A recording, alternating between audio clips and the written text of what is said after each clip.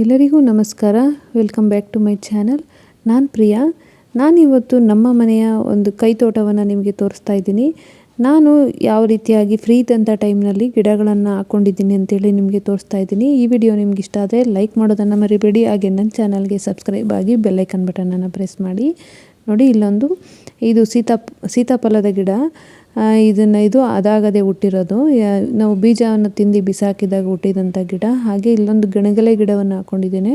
ಇದು ಅಷ್ಟೇ ಚೆನ್ನಾಗಿ ಹೂಗಳು ಬಿಡ್ತಾ ಇರುತ್ತೆ. ಫೋಟೋಗೆ ಏನಾದರೂ ಹಾಕೋದಕ್ಕೆ ಚೆನ್ನಾಗಿ ಕಾಣಿಸುತ್ತೆ. ನೋಡಿ, ಈ ಥರ ಇದೆ. ಒಂದೇ ಒಂದು ಕಡ್ಡಿ ತೊಗೊಂಡು ಬಂದು ನೆಟ್ಟಿದ್ದು, ಯಾರೋ ಕೊಟ್ಟಿದ್ದಂತ ಹೇಳಿ. ಎಷ್ಟು ಚೆನ್ನಾಗಿ ಬಿಟ್ಕೊಂಡಿದೆ ಅಂದರೆ ಈ ಕಡೆಯೂ ಕೂಡ ಎಷ್ಟು ಹೂಗಳೆಲ್ಲ ಬಿಟ್ಟಿದೆ. ನೋಡಿ, ಈ ಥರ ಮೊಗ್ಗುಗಳಾಗಿದ್ದಾಗ ಈ ಥರ ಕಾಣಿಸ್ತಾ ಇರುತ್ತೆ. ಹಾಗೆ ಹರಳಿದಾಗ ತುಂಬಾ ಚೆನ್ನಾಗಿ ಕಾಣಿಸುತ್ತೆ. ಇದರಲ್ಲಿ ಕಲರ್ ಹೂವುಗಳೆಲ್ಲ ಬರುತ್ತೆ. ಈಗ ಸದ್ಯಕ್ಕೆ ನಾನಿಲ್ಲಿ ವೈಟ್ ಕಲರ್ ಮಾತ್ರನೇ ಹಾಕ್ಕೊಂಡಿರೋದು. ನೋಡಿ, ಇಲ್ಲೂ ಕೂಡ ಎಷ್ಟು ಚೆನ್ನಾಗಿ ಅರಳಿದೆ ಅಂತೇಳಿ. ಹೂವು ನೋಡೋದಕ್ಕೆ ಚೆನ್ನಾಗಿ ಕಾಣಿಸುತ್ತೆ. ಹೂಗಳು ತುಂಬ ಅರಳಿಬಿಟ್ಟಾಗ ಗಿಡ ತುಂಬ ಮೇಲ್ಗಡೆ ತುದಿನಲ್ಲಿ ಇರುತ್ತೆ. ಹೂವುಗಳು ಚೆನ್ನಾಗಿರುತ್ತೆ. ಹಾಗೆ ಇಲ್ಲೊಂದು ಪಪಾಯ ಗಿಡ ಇದೆ.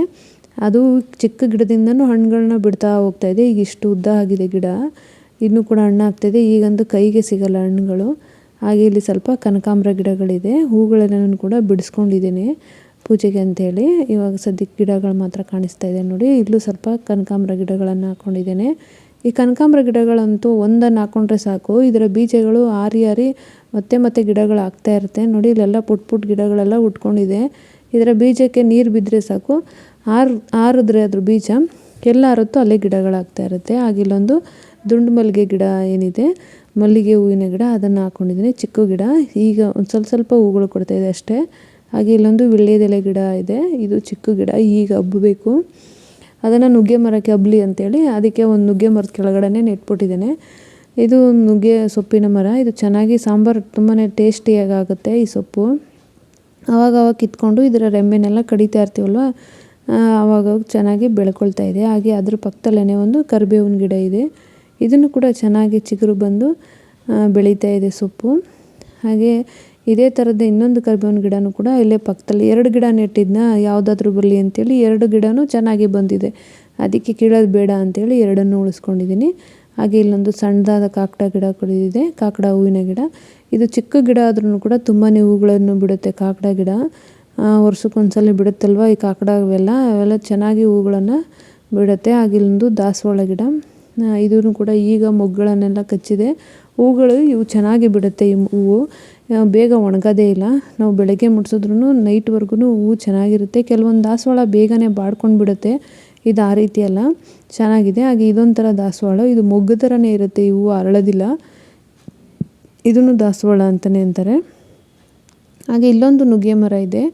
ಈ ನುಗ್ಗೆ ಸೊಪ್ಪಿನ ಮರ ಏನಂದರೆ, ಇದು ಜಾಸ್ತಿ ಕಾಯಿಗಳನ್ನು ಬಿಡುವಂಥ ಮರ. ಮೊದಲು ತೋರಿಸಿದಂಥ ಗಿಡ ಏನಂದರೆ ಜಾಸ್ತಿ ಕಾಯಿ ಬಿಡಲ್ಲ, ಸೊಪ್ಪು ಚೆನ್ನಾಗಿರುತ್ತೆ. ಇದ್ರದ್ದು ಸೊಪ್ಪು ಕೂಡ ಚೆನ್ನಾಗಿರುತ್ತೆ. ಹಾಗೆ ತುಂಬಾ ಕಾಯಿಗಳು ಬಿಡುತ್ತೆ. ಹಾಗೆ ಇದು ಚಕ್ರಮಣಿ ಸೊಪ್ಪು. ಇದು ಕೂಡ ಸೊಪ್ಪು ಸಾಂಬಾರು ಅಥವಾ ಪಲ್ಯಗಳಿಗೆ, ಮೊಟ್ಟೆ ಪಲ್ಯಗಳಿಗೆ ಜೊತೆಗೆ ಮಿಕ್ಸ್ ಮಾಡ್ಕೋಬೋದು. ಇಲ್ಲ ಸುಮ್ಮನೆ ಪಲ್ಯನಾದರೂ ಮಾಡ್ಕೊಳ್ಬೋದು.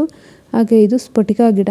ಈ ಸ್ಫಟಿಕ ಗಿಡ ಅಂತೂ ತುಂಬಾ ಬೆಳ್ಕೊಬಿಟ್ಟಿದ್ವಿ. ಇದ್ರ ಬೀಜನೂ ಅಷ್ಟೇ, ಅವೆಲ್ಲೆಲ್ಲ ಆರುತ್ತೋ ಅಲ್ಲೆಲ್ಲ ಗಿಡಗಳು ಉಟ್ಕೊಳ್ಳುತ್ತೆ. ಈ ಕಲರ್ ಈ ಥರ ಇದೆ, ಪರ್ಪಲ್ ಕಲರು.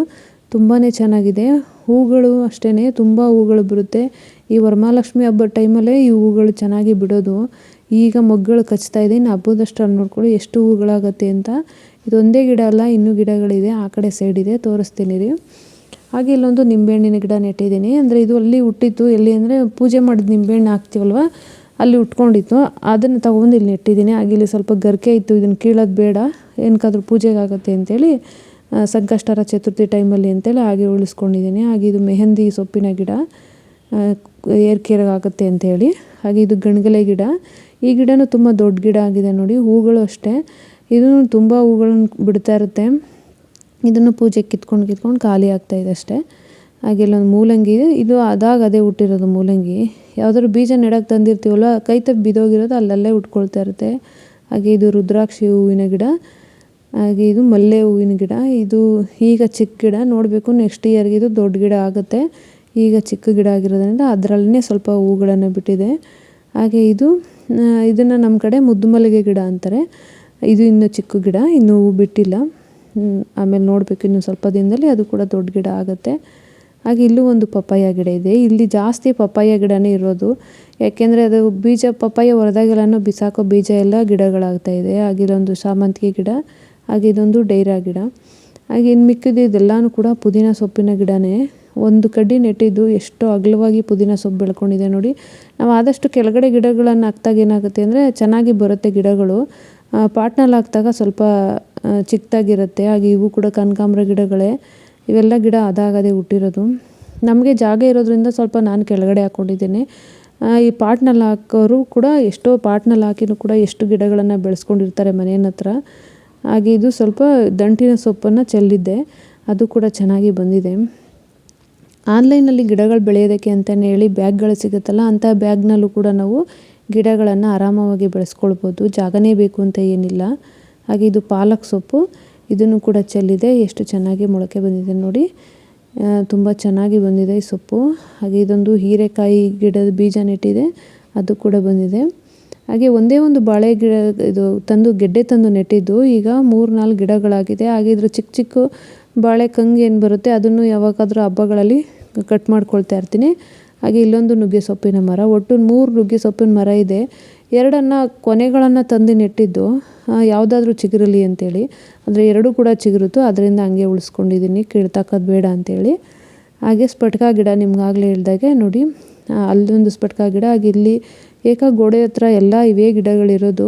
ಇದ್ರ ಹೂವು ಚೆನ್ನಾಗಿರುತ್ತೆ, ಕಲರ್ ನನಗೆ ತುಂಬ ಇಷ್ಟ, ಅದಕ್ಕೋಸ್ಕರ ಉಳಿಸ್ಕೊಂಡಿದ್ದೀನಿ, ಕೀಳೋದು ಬೇಡ ಅಂತೇಳಿ. ಕೆಳಗಡೆ ಎಲ್ಲ ನೀಟಾಗಿ ಕ್ಲೀನ್ ಮಾಡಿಕೊಂಡು ಇದ್ರ ಗಿಡಗಳು ತುಂಬಾ ಬೆಳ್ಕೊಬಿಟ್ಟಿತ್ತು, ಎಲ್ಲನೂ ಕ್ಲೀನ್ ಮಾಡಿದ್ದೀನಿ. ಹಾಗೆ ಅಡುಗೆ ಮನೆಯಲ್ಲಿ ಸಿಗುವಂಥ ಕಸನೆಲ್ಲವನ್ನು ಬಿಸಾಕೋ ಬದಲಾಗಿ ಈ ರೀತಿ ಗುಂಡಿ ಮಾಡಿ ಅದರ ಒಳಗಡೆ ಹಾಕಿ ಇಲ್ಲೇ ಕಾಂಪೋಸ್ಟ್ ಗೊಬ್ಬರನ ಮಾಡ್ಕೊಳ್ತಾ ಇದ್ದೀನಿ.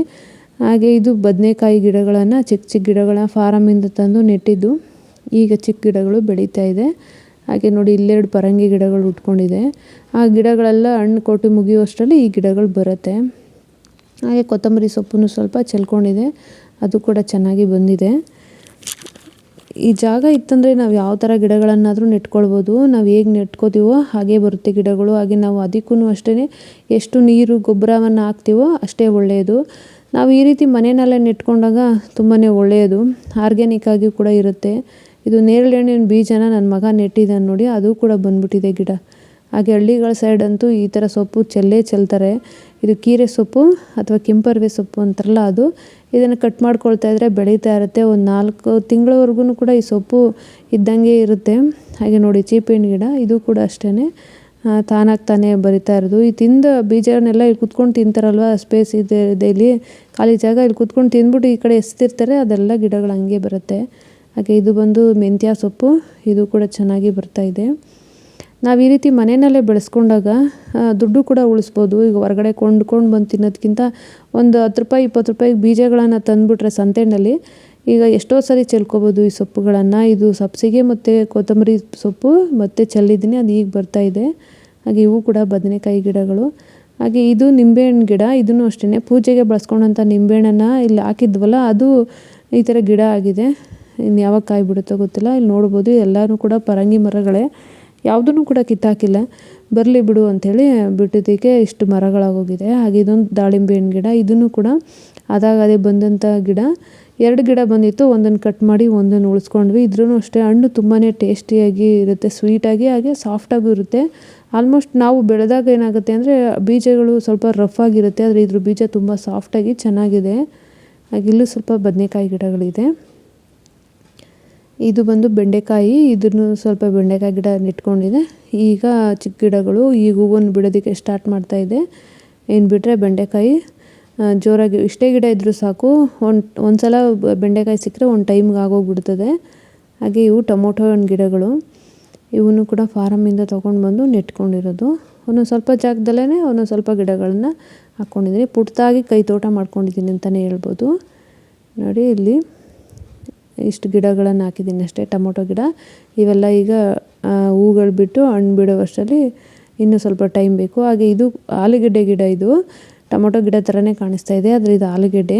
ಮನೆಗೆ ತಂದಿದ್ವಲ್ಲ ಆಲೂಗೆಡ್ಡೆ, ಅದರಲ್ಲಿ ಸ್ವಲ್ಪ ಮೊಳಕೆ ಬಂದಿತ್ತು ಅಂತೇಳಿ ತಗೊಬಂದು ಇಲ್ಲಿ ನೆಟ್ಟಿದ್ದೆ, ಅದು ಕೂಡ ಆಗಲೇ ಗಿಡ ಆಗಿದೆ. ಇದ್ರ ಕೆಳಗಡೆ ಅರ್ಧ ಗೆಡ್ಡೆ ಕಟ್ ಮಾಡಿ ನೆಟ್ಟಿರ್ತೀವಲ್ವ, ಅರ್ಧ ಗೆಡ್ಡೆಲೇ ಇದು ಒಂದು 5-6 ಗೆಡ್ಡೆನಾದರೂ ಆಲೂಗೆಡ್ಡೆ ಇರುತ್ತೆ ಇದು ಭೂಮಿ ಒಳಗೆ.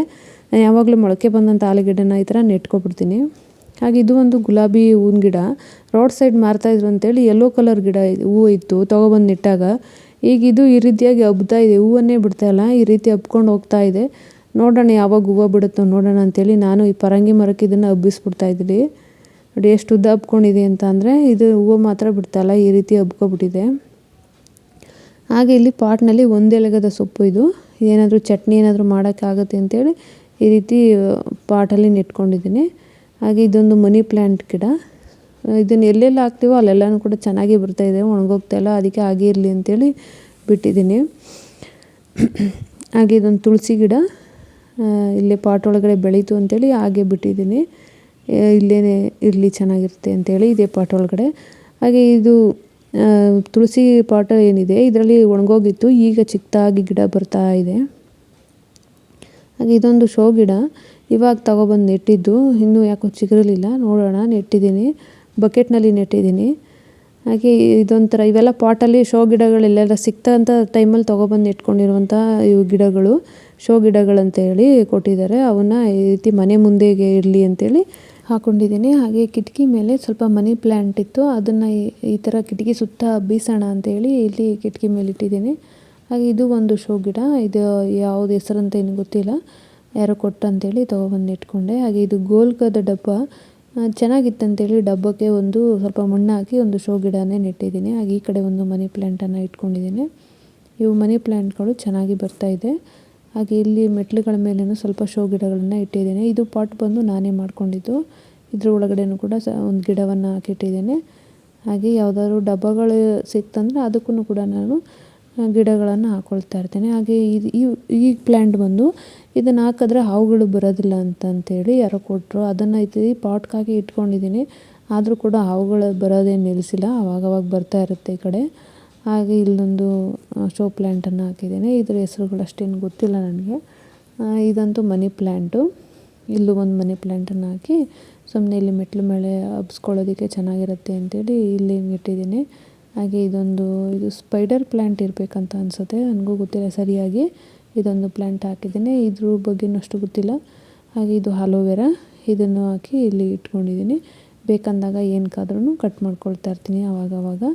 ಇದಿಷ್ಟು ಗಿಡಗಳನ್ನು ನಾನಿಲ್ಲಿ ಸುಮ್ಮನೆ ಮೆಟ್ಲ ಮೇಲೆ ಜೋಡಿಸ್ಕೊಂಡಿರುವಂತಹ ಹೂ ಗಿಡಗಳಾಗಿರುತ್ತೆ. ಹಾಗೆ ಅಲ್ಲೊಂದು ಪುಟ್ಟದಾಗಿ ಕೈ ತೋಟವನ್ನು ಮಾಡ್ಕೊಂಡಿದ್ದೀನಿ. ಇದಿಷ್ಟು ನಾನು ಮಾಡಿದಂಥ ಗಿಡಗಳು. ಈ ವಿಡಿಯೋ ನಿಮಗೇನಾದರೂ ಇಷ್ಟ ಆದರೆ ದಯವಿಟ್ಟು ಲೈಕ್ ಮಾಡೋದನ್ನು ಮರಿಬೇಡಿ. ಹಾಗೆ ನನ್ನ ಚಾನಲ್ಗೆ ಸಬ್ಸ್ಕ್ರೈಬ್ ಆಗಿ ಬೆಲ್ಲೈಕನ್ ಬಟನನ್ನು ಪ್ರೆಸ್ ಮಾಡಿ. Thank you for the watching.